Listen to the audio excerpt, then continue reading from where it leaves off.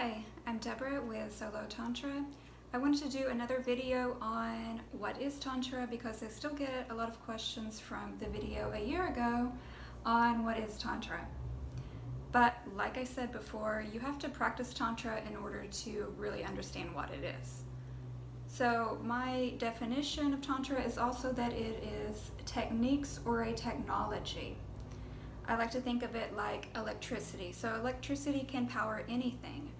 Tantra can power anything. Anything you do in your daily life, yoga, sex, meditation, gardening, jogging, running, connecting with your partner can all be tantric. So when you're studying and practicing Tantra, Tantra is added to all parts of your daily life, right?